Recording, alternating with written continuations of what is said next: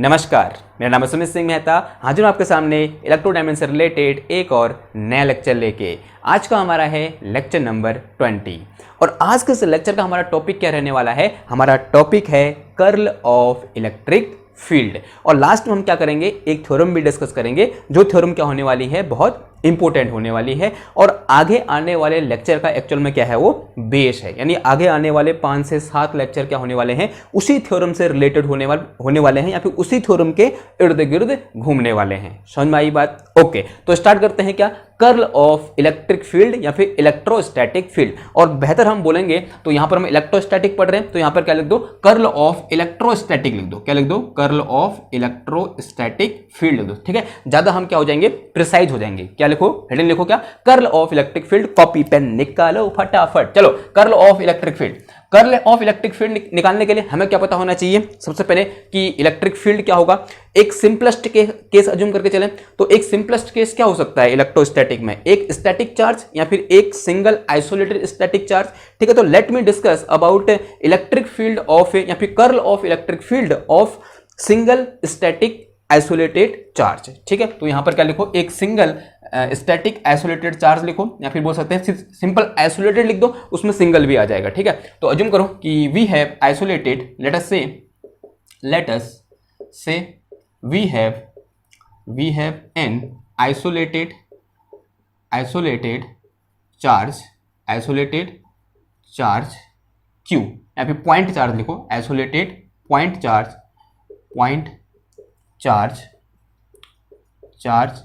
Q and we know its electric field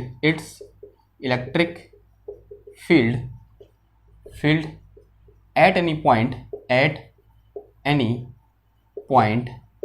can be written as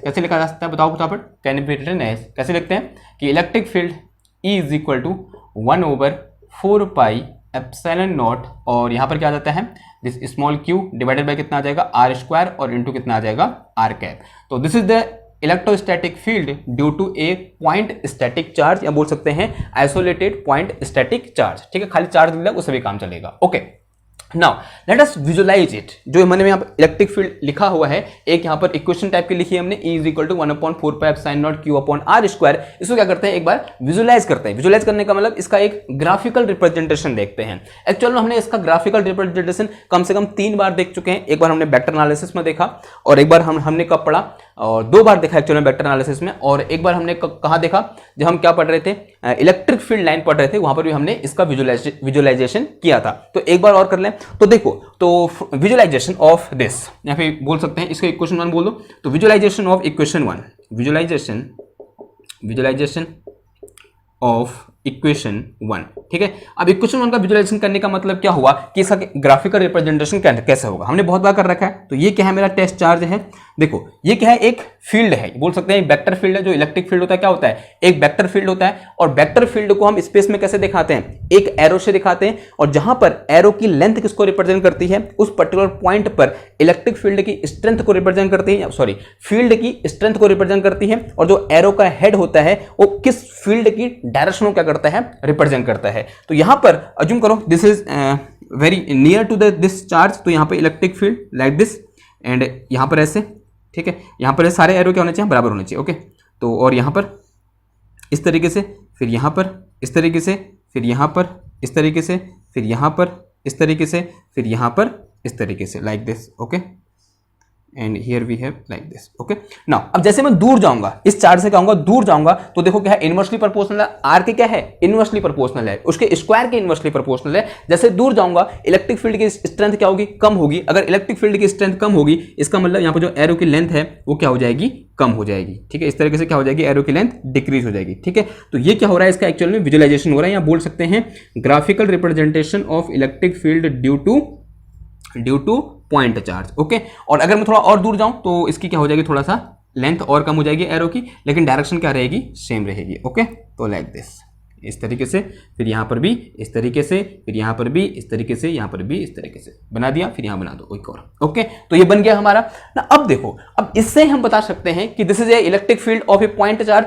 इस diagram से हम बता सकते हैं कि यहाँ पर उस इलेक्ट्रिक फील्ड का जो हमने यहाँ पर लिखा है उसका कर्ल कितना होगा। एक्चुअल में डिस्कस हम एक बार कर चुके हैं, अगर आपको थोड़ा बहुत याद आ रहा है तो हमने यहां पर इसको देखकर कर्ल क्या होगा ये निकालना हम सीख चुके हैं। तो देखो, अगर इसको मैं देखूं तो एक चीज तो क्या दिखा रहा है, इसको देखकर आपके दिमाग में पहली चीज क्या आती है, इस टाइप का जो फील्ड है जो क्या हो रहा है, एक पॉइंट से इस तरीके से डाइवर्ज हो रहा है। डाइवर्ज हो रहा है कहां की ओर, बाहर की ओर। तो एक स्टेटमेंट क्या पास कर सकते हो यहां पर, आप बोल सकते हो कि इस इलेक्ट्रिक फील्ड का जो डाइवर्जेंस होता है वो कैसा होता है, पॉजिटिव होता है और लार्ज होता है। ऐसा दिख रहा है हमको, देखो, because it has a large positive divergence. Positive क्यों बोला, बिकॉज कहां की ओर जा रहा है, बाहर की ओर। एरो कहां की ओर है, बाहर की ओर है। हमने पढ़ा जब एरो कहां की ओर होते हैं, अंदर की ओर होते हैं, किसी पॉइंट की ओर डायरेक्टेड होते हैं, तब वो कैसा होता है, नेगेटिव डाइवर्जेंस होता है। लेकिन यहां पर कैसा डाइवर्जेंस है, पॉजिटिव डाइवर्जेंस है, बिकॉज जो एरो है वो कहां की ओर है, बाहर की ओर है। यानी यहां पर क्या है, लार्ज पॉजिटिव डाइवर्जेंस है। लेकिन अगर मैं यहां पर किसकी बात करूं, कर्ल की बात करूं, हमने जब कर्ल की फिजिकल मीनिंग के बारे में डिस्कस किया था,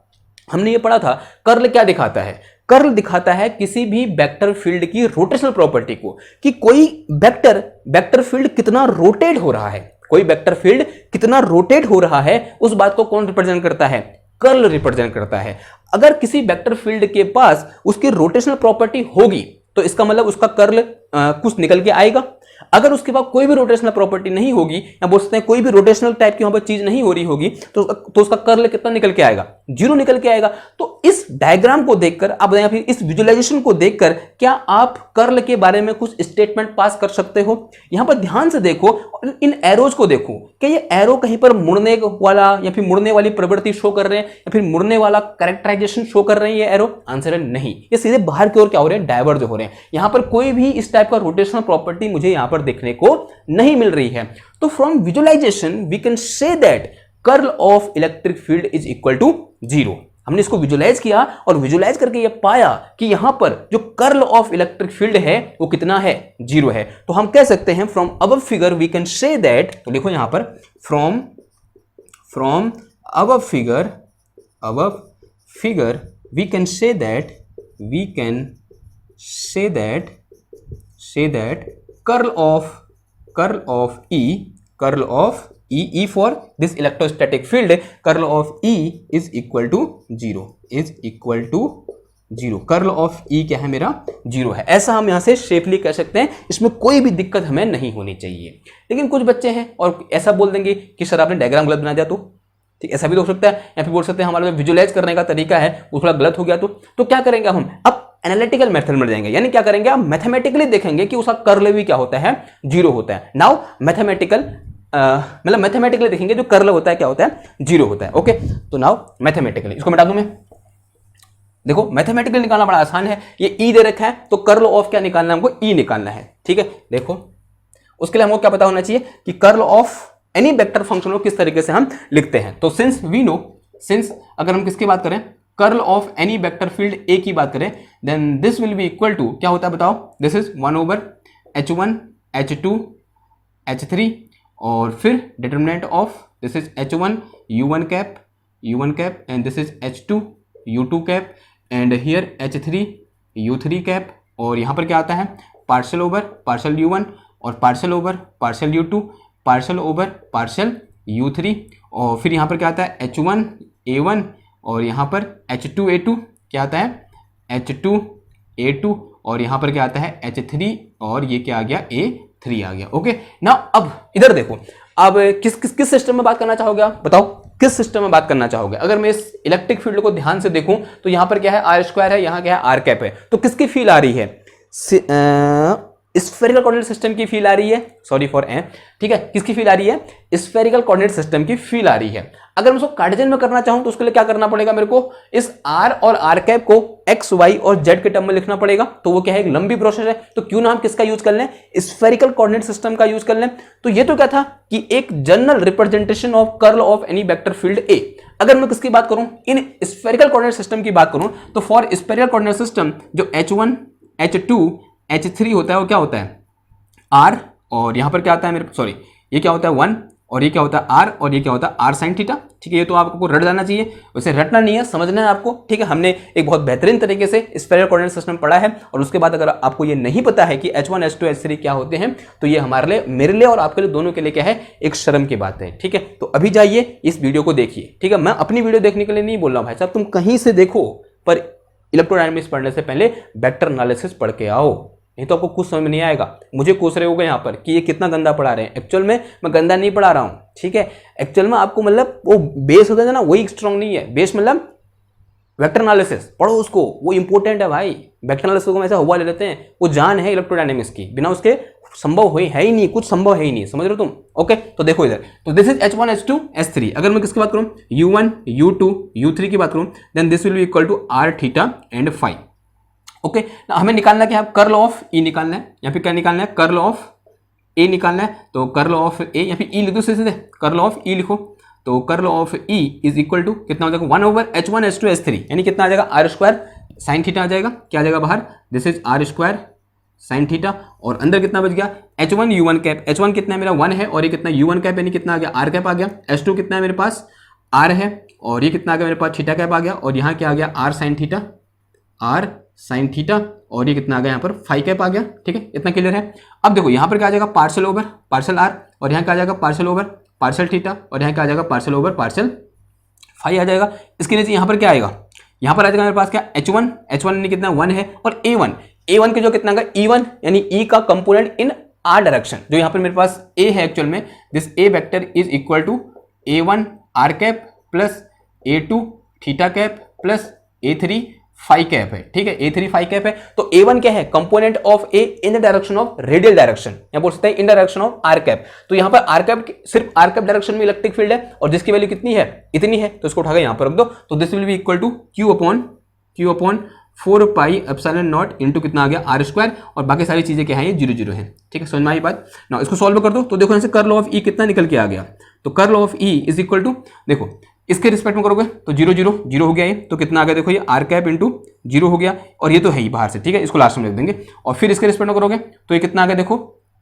थीटा कैप आया, ऐसे ऐसे ये 0 हो गया, और यहाँ जेट फाई तो है नहीं, तो अगेन ये कितना हो गया, 0 हो गया यहाँ पर मल्टीप्लाई, फिर ये कितना आ गया मेरे पास फाई कैप, और ये ऐसे ऐसे ये 0 हो गया, और ये भी कितने 0 हो गया। तो कितना आ गया, देखो डेल क्रॉस ई यानी कर्ल ऑफ इलेक्ट्रिक फील्ड, यहाँ पे electrostatic field is equal to कितना आ गया, 0 आ गया। कर्ल ऑफ ई कितना आ गया, हमारा आंसर 0 आ गया। This is the very very important thing, but we have to remember it. This is applicable, या बोल सकते हैं this is possible only when our electric field is static electric field की बात हो रही है, because we are in electrostatic. हम क्या पढ़ रहे हैं, इलेक्ट्रोस्टैटिक पढ़ रहे हैं। लेकिन जब हम किसकी बात करते हैं, मूविंग चार्ज की बात करते हैं, तो वहां पर कंडीशन क्या हो जाती है, चेंज हो जाती है। थोड़ा बहुत अब चेंज आएगा, आप उसको कहां पढ़ोगे, मैक्सवेल इक्वेशंस में पढ़ोगे। ठीक है, फिलहाल के लिए आपके पास अगर स्टैटिक फील्ड है, स्टैटिक इलेक्ट्रोस्टैटिक फील्ड है, तब उस चीज के लिए क्या है मेरे पास, del cross E equal to कितना होता है, 0 होता है। This is very very important thing. तो इसको क्या कर लो, नोट कर लो, या बोल सकते हैं हेडर में लिख लो कहीं पर। ओके, नाउ अब देखो थोड़ा सा एक स्टेप आगे बढ़ते हैं। ये चीज तो हम पहले भी लिख सकते थे, यहीं पर लिख दिया था हमने, फिर हमने यहाँ पर इस तरीके से मैथमेटिकली देख लिया, कोई दिक्कत नहीं है। एक स्टेप आगे बढ़ते हैं और कुछ रोचक तथ्य यहां से निकालते हैं। देखो स्टेप क्या है हमारे पास, एक काम करते हैं, इलेक्ट्रिक फील्ड का लाइन इंटीग्रेशन फाइंड करते हैं। क्यों फाइंड कर रहे हैं, उसके पीछे क्या है, एक बहुत मतलब गहरा क्या बोलते हैं उद्देश्य है कि कुछ मैं आपको बताना चाह रहा हूं। तो इसलिए मुझे क्या करना पड़ेगा, इलेक्ट्रिक फील्ड का लाइन इंटीग्रेशन क्या करना पड़ेगा, फाइंड करना पड़ेगा अलोंग एनी पाथ। कोई भी पाथ अज्यूम कर लेंगे हम, और वो कुछ भी हो सकता है, आड़ा टेढ़ा उल्टा सीधा, ठीक है, कोई भी एक पाथ अज्यूम कर लेंगे, और उस पाथ के अलोंग इलेक्ट्रिक फील्ड का क्या निकालेंगे, लाइन इंटीग्रेशन क्या करेंगे, फाइंड करेंगे। वहां से एक बहुत इंपॉर्टेंट चीज आपके सामने निकल के आएगी। Okay, now let me find line integration about a path. कोई भी एक पाथ अज्यूम कर लो, उस पाथ के अलोंग क्या करो, लाइन इंटीग्रेशन फाइंड करो, किसका, इलेक्ट्रिक फील्ड का। ओके, तो ऐसे ये लिख देना, और इसके नीचे लिखो, यहीं पे लिखो, let me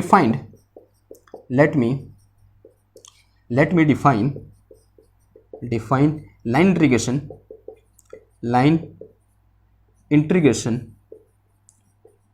integration of E vector क्या है, ये वाला, ठीक है, ई वेक्टर यानी ये वाला ई वेक्टर जो भी लिखा था मैंने यहाँ पर वही है, ठीक है। Line integration of E vector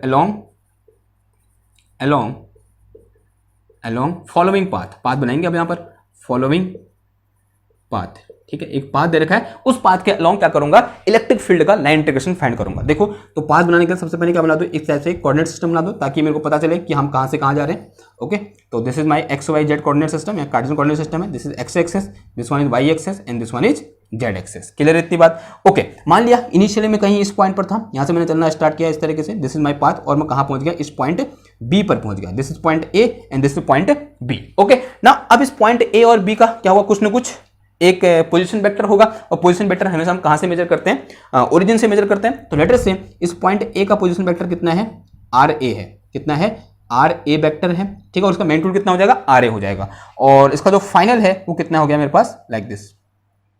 okay, this thing, तो ये क्या हो जाएगा मेरे पास यहाँ पर आर बी हो जाएगा, तो this will be R B vector. तो इसका पोजीशन वेक्टर कितना जूम कर लिया मैंने, आर बी बोल दिया, और इसका पोजीशन वेक्टर क्या बोल दिया मैंने, आर ए बोल दिया। या बोल सकते हैं ये ओरिजिन से आर ए डिस्टेंस पर है, और ये ओरिजिन से कितनी डिस्टेंस पर है, आर बी डिस्टेंस पर है, ठीक है। और यहाँ पर जो ए और बी पॉइंट है एक्चुअल में क्या है, वेक्टर है, ठीक है, इस तरीके से लिख सकते हो आप इनको, ए बी के बीच ऐसे करके। ओके, किसको रिप्रेजेंट कर रहा है, ये इस आर ए वेक्टर को, मतलब इसके जो यहाँ पे कोऑर्डिनेट है, ठीक है, या तो ऐसे लिख दो, या फिर जो ए, इसको ऐसे लिख सकते हो, ठीक है, जो ये ए है ये क्या है मेरे पास, इसको ए वेक्टर लिख दो, क्या लिख दो, ए वेक्टर लिख दो, समझ में आ रही बात, ठीक है। ए वेक्टर, ए वेक्टर की ए कोई एक सिंगल पॉइंट नहीं है, because we are dealing in 3 dimension, तो यहां पर एक्स वाई जेड तीनों क्या होंगे, कोऑर्डिनेट होंगे, तो इसलिए मैंने क्या बोल दिया, इसको ए वेक्टर बोल दिया। क्लियर? ओके, नाउ पाथ कुछ इस तरीके से है, ये क्या है, उसकी डायरेक्शन है, और ये क्या है, कर्व सी, मतलब पाथ सी, ठीक है, उसका नाम दे दिया, वो क्या है, सी है। Okay, along the path, along the following path C, क्या बोल दो उसको, सी बोल दो। नाउ अब देखो कैसे निकालोगे लाइन इंटीग्रेशन। तो from the definition of line integration we know line integration along a curve C क्या हो जाएगा, ई डॉट डीएल, क्या हो जाएगा, ई डॉट डीएल हो जाएगा। नाउ अब जो ई है वो क्या दे रखा है मेरे पास, देखो तो सिंस वी नो, सिंस जो मेरे पास ई है, ई वेक्टर है, वो क्या है मेरे पास 1/4 pi epsilon naught, 4 pi epsilon naught Q upon R square, और इनटू कितना है, आर कैप है, और डीएल, डीएल वेक्टर या बोल सकते हैं infinitesimal displacement vector in spherical coordinate system, infinitesimal displacement vector in spherical coordinate system क्या होता है बताओ। तो this will be equal to, this is displacement along R into R cap, फिर plus displacement along theta into theta cap, और फिर plus कितना आ जाएगा, डिस्प्लेसमेंट अलोंग फाई, और इंटू कितना आ जाएगा, फाई कैप। ना ये चीज हमको पता होती है, और जो डी एल आर होता है वो क्या होता है मेरे पास, डी आर के बराबर होता है, डी आर इंटू कितना आ गया, आर कैप आ गया। जो डी एल थीटा होता है वो क्या होता है मेरे पास, आर डी थीटा के बराबर होता है, और इंटू कितना आ जाएगा, थीटा कैप आ जाएगा, प्लस और जो मेरे पास क्या होता है यहाँ पर डी एल फाई होता है वो क्या होता है मेरे पास, R sine theta D phi into कितना आ जाएगा, फाई कैप आ जाएगा, इंटू कितना आ जाएगा, फाई कैप। ओके, ना अब एक काम करो, इस dl और इस e को उठाया कहां पुट कर दो, इधर पुट कर दो, हमारा क्या निकल जाएगा, आंसर निकल जाएगा। तो यहां से मेरे पास क्या निकल के आया, close integration, sorry integration e dot dl, तो this will be equal to क्या हो जाएगा मेरे पास, इसको कुछ इक्वेशन बोल दो, ठीक है, इसे इक्वेशन बोल दो। ओके, तो ये क्या हो जाएगा मेरे पास, e की वैल्यू पुट करो यहां से इधर, तो this is equal to, and e की value 1/4 pi epsilon naught, 4 pi epsilon naught Q over this is R square, और इंटू कितना आ गया, आर कैप डॉट ये पूरी चीज क्या है मेरे पास, देखो तो this is D R and R cap, फिर प्लस कितना आ गया, R D theta theta cap, फिर plus R sine theta and D phi into कितना आ गया, फाई कैप आ गया, ठीक है, लाइक दिस। और लिमिट अभी पुट नहीं करते, देखो अभी देखो क्या होता है, कुछ चीजें हट जाएंगे अपने आप ही। देखो यहाँ पर this is R dot are 1 हो जाएगा, आर डॉट थीटा 0 हो जाएगा, आर डॉट फाई 0 हो जाएगा, तो ये टर्म तो 0 हो जाएंगे, यानी इन दो टर्म के साथ डॉट प्रोडक्ट कितना हो जाएगा, 0 हो जाएगा, बचेगा कौन सा वाला, अल्टीमेटली ये वाला। तो यहाँ मेरे पास क्या आ जाएगा, तो this is 1/4 pi epsilon naught Q upon R square, और इंटू कितना आ गया, ये डी आर आ गया ना। अब यहाँ वेरिएबल क्या है, डी आर है, और डी आर कहाँ से कहाँ चेंज हो रहा है, डी आर चेंज हो रहा है, पहले पोजीशन कहाँ पर थी, आर ए पर थी, अब पोजीशन कहाँ है उसकी, आर बी पर है। तो जो आर है वो कहाँ से कहाँ चेंज हो रहा है, from R A to R B क्या हो रहा है, चेंज हो रहा है, ठीक है, यानी जो आर है वो कहां से कहां चेंज हुआ, आर ए से आर बी चेंज हुआ। तो Q upon 4 pi epsilon naught, integration से बाहर आ जाए बिकॉज इट इज कांस्टेंट, तो Q upon 4 pi epsilon naught तो कांस्टेंट है, integration this is R A to R B 1/r square, और इंटू कितना आ गया, डी आर आ गया, and this is equal to again Q upon 4 pi epsilon naught, and this is equal to R की power -2, are की power -2, okay sorry क्या लिखा है, हाँ इंटीग्रेशन करो इसका, आर की पावर -2 + 1 और नीचे कितना आ गया -2 + 1 और ये कितना आ जाएगा मेरे पास यहाँ पर RA2 RB आ गया, ठीक है। And this is equal to Q upon 4 pi epsilon naught, 4 pi epsilon naught, ये माइनस है, माइनस बाहर ले लो, ठीक है, -1 आएगा ना यहाँ पर नीचे, -1 आएगा, -2 + 1, -1 बाहर आ गया और ये 1/r हो गया, तो ये क्या आ जाएगा मेरे पास देखो 1/RB माइनस 1 कितना आ गया RA आ गया। इस माइनस को अंदर ले आओ तो ये मेरे पास कितना आ गया Q upon 4 pi epsilon naught and this is 1/RA minus 1/RB। तो this is the line integration of electric field over A open curve C। कोई मेरे पास ओपन कर्व क्या है C है, तो इस ओपन कर्व C के अलोंग जो इलेक्ट्रिक फील्ड का लाइन इंटीग्रेशन होता है कितना होता है, इतना होता है ना। अब देखो अगर मैं ये बोलूं कि if my curve is not open it is closed, अगर मेरा कर्व कैसा हो, क्लोज्ड हो, तब क्या कहानी होगी वो देखो, ठीक है। ये सब चीजें अभी एक साथ क्या होंगे, ऐसे बूम करके साथ आएंगे, एक बम जैसा फोड़ेंगे, ठीक है। तो देखो थोड़ा देर सीख लो फिर समझ में आएगा मैं क्या कहना चाह रहा हूं आपसे, मतलब बहुत इंपॉर्टेंट चीज यहां से निकलने वाली है, इसलिए मैं आपको ये बताना चाह रहा हूं एक एक step by step, okay. Equation 1 ये है, इसको ऐसे रहने दो, ठीक है, मिटा दो, मेरे को याद है, ओह सॉरी चलो लिख दिया होगा ना आपने, मिट गया, चलो कोई नहीं। देखो अगर मैं ये बोलूं if curve C is closed, अगर कर्व C क्या हो, क्लोज्ड हो, देखो कर्व C था क्या, ये था कुछ तरीके से, एक बार बनाना पड़ेगा, मिटा दिया मैंने वो, ठीक है गलती से। तो this is x y and this one is z, ये क्या था, ये पॉइंट यहां पर था कहीं पर, and this vector is RA vector, तो ये क्या था मेरा RA वेक्टर था और यहां से मैं चलना स्टार्ट किया और कहां पहुंच गया, इस पॉइंट B पर पहुंच गया, this is point A and this one is point B and this is its direction and this is RB, ये क्या है मेरा RB वेक्टर है और ये क्या है, ओपन है, अभी क्या है, ओपन है, अभी कर्व ओपन है, यहां से यहां गया। अगर जो कर्व है वो क्या हो, क्लोज हो, तो क्लोज करने का मतलब मैं यहां से चलना स्टार्ट करूंगा, और दोबारा मुझे कहां पहुंचना पड़ेगा, इस RA पॉइंट पर ही पहुंचना पड़ेगा या फिर इस A वेक्टर पर ही पहुंचना पड़ेगा, तभी तो वो क्या होगा, क्लोज होगा। क्लोज का मतलब क्या है कि अगर मैं यहां से स्टार्ट हो रहा हूं, इस पॉइंट से स्टार्ट हो रहा हूं, मैं ऐसे गया फिर यहां पर पहुंच गया, यही तो क्लोज हुआ, यही क्या हुआ, क्लोज हुआ।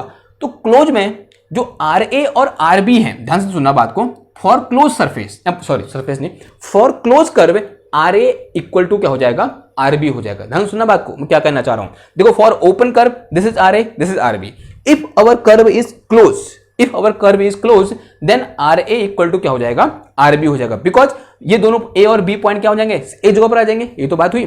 फॉर क्लोज कर्व A और B पॉइंट दोनों एक जगह पर आ जाएंगे, दोनों एक जगह पर आने का मतलब क्या हुआ कि RA इक्वल टू RB हो जाएगा। If curve is closed then जो मेरे पास RA होगा किसके बराबर होगा, RB के बराबर होगा, देन RA इक्वल टू क्या होगा, RB होगा। अगर RA इक्वल टू RB है तो देन दिस इक्वेशन नंबर, इसको क्या बोल दो, इक्वेशन नंबर 2 बोल दो, देन इक्वेशन 2 बिकम जो इक्वेशन 2 हो जाएगी वो क्या हो जाएगी मेरे, देखो ये क्या हो जाएगा 1/RA upon 1/RA, then this will be equal to 0। Then तो मेरे पास यहां पर close integration of electric field E over a close surface C dl, तो दिस इज इक्वल टू कितना आ जाएगा, 0 आ जाएगा। And this thing is again very very important thing, you have to remember it, कि इलेक्ट्रोस्टैटिक फील्ड अगर मेरे पास कैसा हो, जो इलेक्ट्रिक फील्ड हो कैसा हो, इलेक्ट्रोस्टैटिक हो, तो उसका line integration over a close path कितना होता है, 0 होता है। एंड लेट अस से दिस इज इक्वेशन नंबर 3, ये कितना है मेरा, इक्वेशन नंबर 3 है।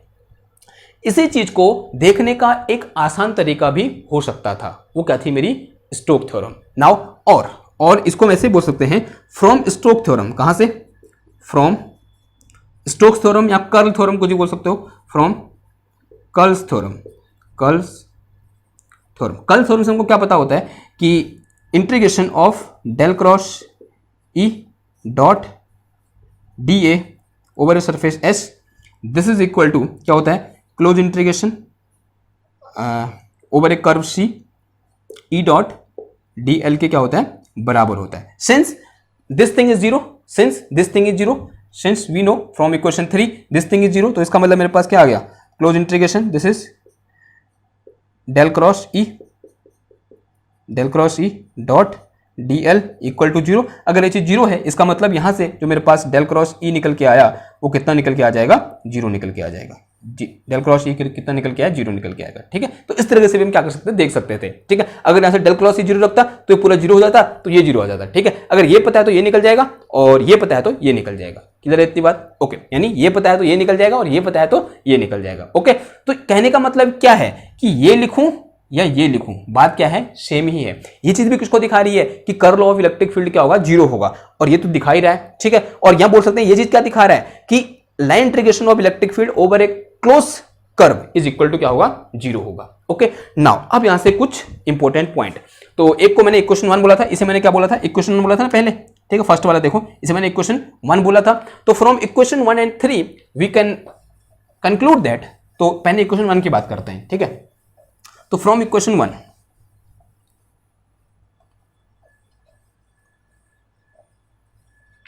तो फ्रॉम इक्वेशन 1 इंपॉर्टेंट पॉइंट, ऐसे लिखो इंपॉर्टेंट पॉइंट्स। ठीक है, तो फ्रॉम इक्वेशन 1 तो एक पहली चीज क्या पता चली यहां से फ्रॉम इक्वेशन 1 कि curl of electric field is equal to zero. It mean electrostatic field is curlless field. तो यहां से क्या पता चली, इलेक्ट्रोस्टैटिक फील्ड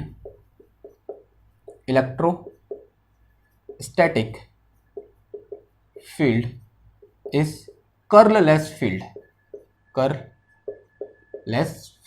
कैसा फील्ड होता है ये, कर्ललेस फील्ड होता है। एक चीज और, इसी को कभी कभी किसी किसी बुक में क्या लिखा होता है, इट इज इररोटेशनल। कैसा है, इररोटेशनल, यानी रोटेशन नहीं हो रहा है, क्या हो रहा है, इररोटेशनल हो रहा है। तो इलेक्ट्रोस्टैटिक फील्ड इज इररोटेशनल। कैसा होता है, इररोटेशनल, TIONAL। ठीक है, इररोटेशनल कैसा होता है, इररोटेशनल यानी रोटेशन नहीं हो रहा है, इररोटेशनल। ओके, इसी को एक चीज और बोलते हैं हम electrostatic. If curl of any field is equal to zero then this field is known as conservative field. कैसा फील्ड होता है ये, कंजर्वेटिव फील्ड होता है। तो क्या बोल सकते हैं यहां पर, electrostatic field is conservative field. Electrostatic field is conservative field. Conservative field. Okay, इसी को मैं ये बोल सकते हैं कि conservative field are those field whose line integration over a close path is equal to zero. ठीक है, वो अभी हम बोलेंगे। ओके, तो ये तो कहां से पता चला हमको, इक्वेशन 1 से। नाउ फ्रॉम इक्वेशन 2, इक्वेशन 2 से क्या बोल सकते हैं हम, पहला पॉइंट तो ये बोल सकते हैं कि line integration of electric field over a close path is equal to zero. Line integration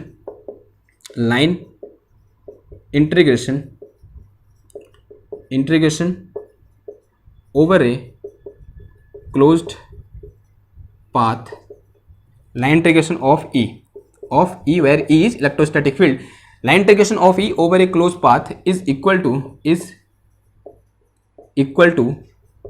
zero. कितना होता है ये, जीरो होता है। ठीक है, या ऐसा ही बोल सकते हैं line integration of conservative field over a close path is equal to zero. यही बोल सकते हैं line integration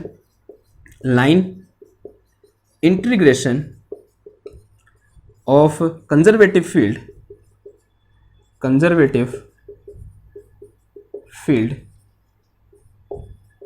over a closed path is equal to zero. Conservative field, हाँ कंजर्वेटिव फील्ड क्या है, electrostatic field is conservative field. तो इसका line integration over a close path, ये क्या लिखा हमने, PATH, path is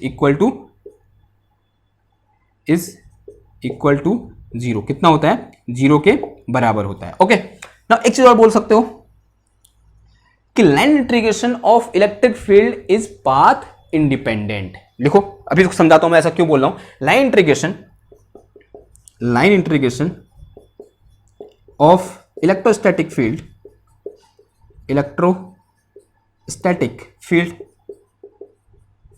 is path independent.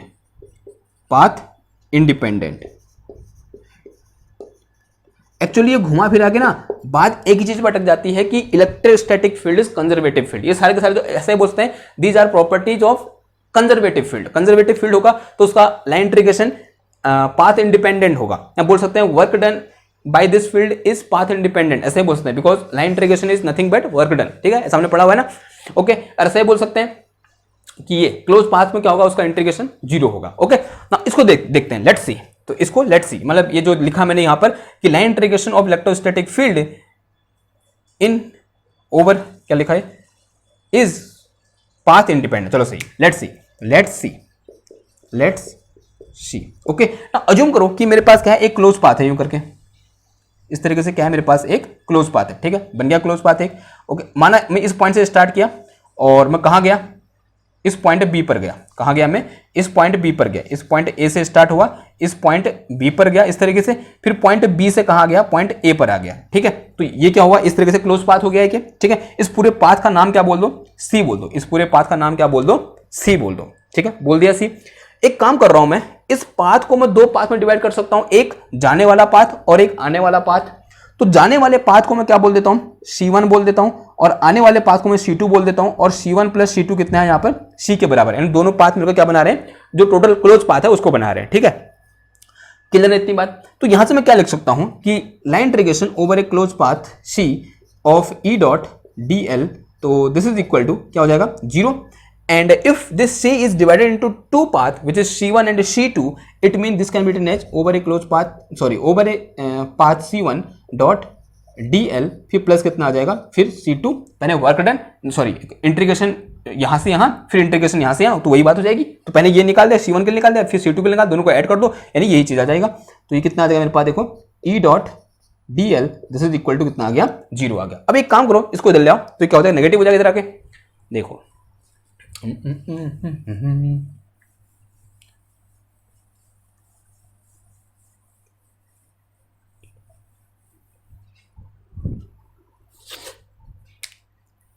Okay, तो ये क्या हो जाएगा मेरे पास, देखो C1 E dot dl, this is equal to minus का, this is C2 E dot कितना हो जाएगा, dl हो जाएगा। ऐसा होगा नहीं होगा, बताओ, ऐसा होगा।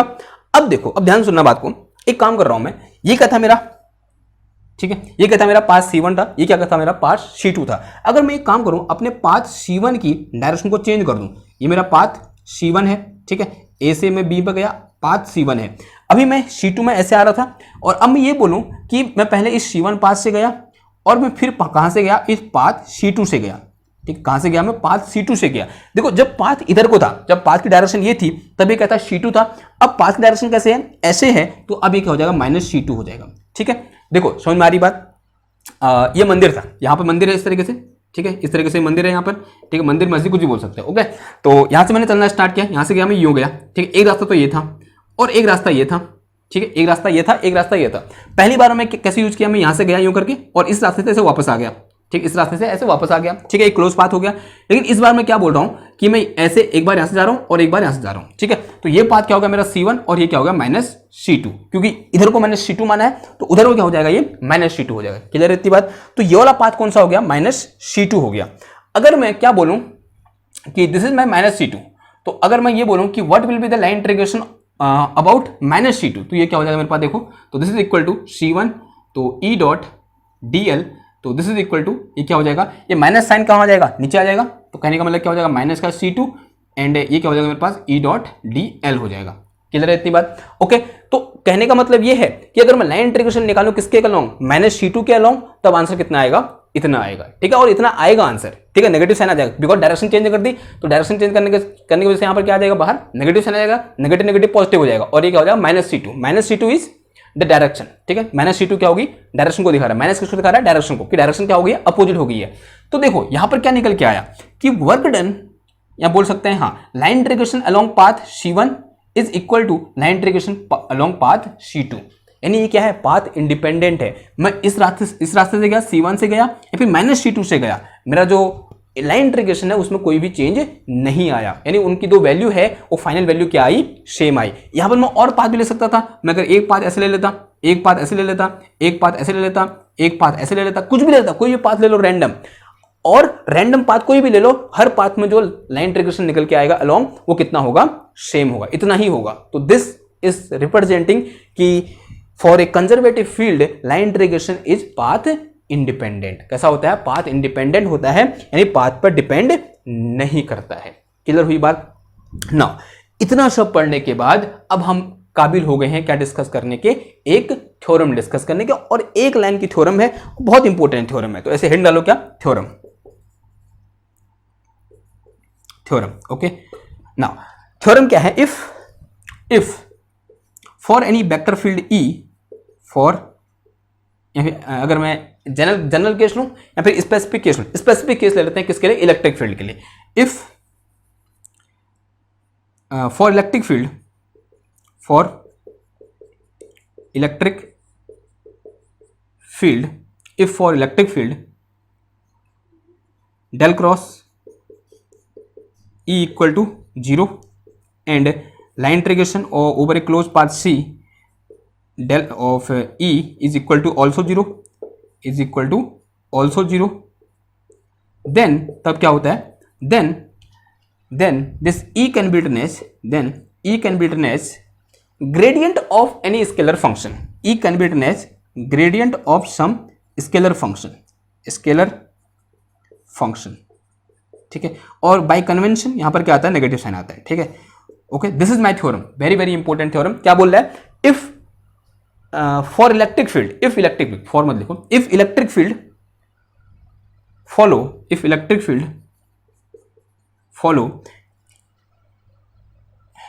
हाँ फॉर लिखना सही रहेगा ना, इफ फॉर लिखो, चलो एक minute, if for electric field del cross E equal to 0 and line integration over a close path is also 0, then this E can be written as a gradient of any scalar function. अगर मैं general case बोलूंगा तो अगर कोई vector इन दो condition को satisfy कर रहा है, इन दो कंडीशन को सेटिस्फाई कर रहा है, तो उस वेक्टर को मैं क्या कर सकता हूं, किसी एक स्केलर फंक्शन के ग्रेडियंट के टर्म में लिख सकता हूं। और इलेक्ट्रिक फील्ड के केस में यहां पर बाई कन्वेंशन क्या आता है, नेगेटिव साइन आता है। क्लियर बात, ये नेगेटिव साइन क्यों आया, कैसे आया, ये सब हम डिस्कस करेंगे आगे आने वाले चैप्टर में। ओके, ये हमने एक बार पहले भी डिस्कस कर रखा है, लेकिन उसको हमने एज ए थ्योरम डिस्कस नहीं किया था। जब हम कर्ल पढ़ रहे थे तब वहां पर क्वेश्चन किए थे, और एक क्वेश्चन ऐसा आया था कि हमें क्या दिया था, वेक्टर फील्ड दे रखा था, और उस वेक्टर फील्ड के लिए क्या निकालना था, हमको स्केलर पोटेंशियल निकालना था। क्या निकालना था, स्केलर पोटेंशियल, या बोल सकते हैं स्केलर फंक्शन निकालना था।